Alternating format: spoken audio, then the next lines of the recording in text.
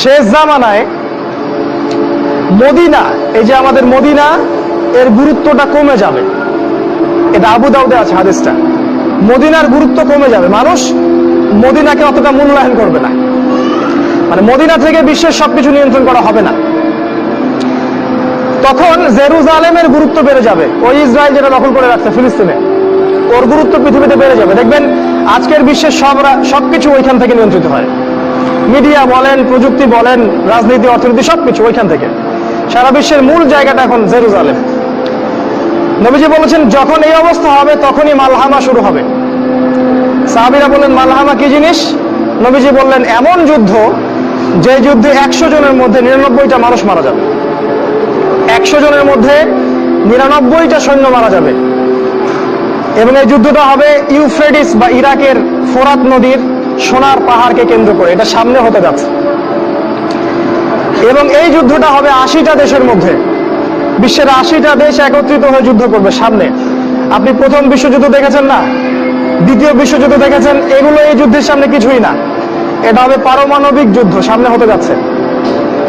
এবং প্রত্যেক দেশ 12,000 করে সৈন্য পাঠাবে এই যুদ্ধে। এরা সবাই মিলে যখন এই যুদ্ধে অংশ নিবে তখন এরা মুসলিমদের উপর ব্যাপক নির্যাতন চালাবে। সামনে হতে যাচ্ছে এটা। আগামী 5, 10, 15 বছরের মধ্যে আল্লাহ ভালো জানেন। আল্লাহ ভালো জানেন, আমাদের অনুমান 10 বছরের মধ্যে হতে পারে, 5 বছরের মধ্যে হতে পারে। নবীজি বলেছেন এই সময়, এই যুদ্ধের শেষের দিকে আল্লাহ পাক মুসলিমদের ত্রাণকর্তা হিসেবে একজনকে পাঠাবেন, যার নাম হবে ইমামুল মাহদি, যিনি মদিনা থেকে আসবেন। মক্কায় তার সাথে মুসলিমরা বায়াত করবে এবং তিনি মুসলিমদেরকে নেতৃত্ব দিবেন। এবং এই যুদ্ধের শেষ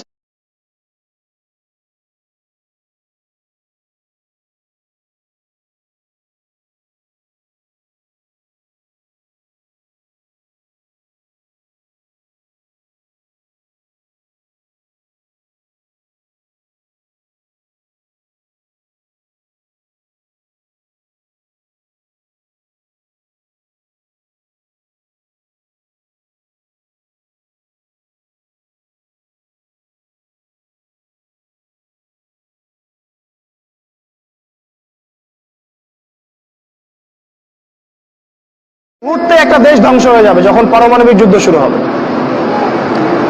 আমরা তো এখনো স্বপ্ন দেখছি 2050, 60, 3000 বছরে, তাই না? দেখেন সামনে কি হয়, অপেক্ষা করতে থাকেন।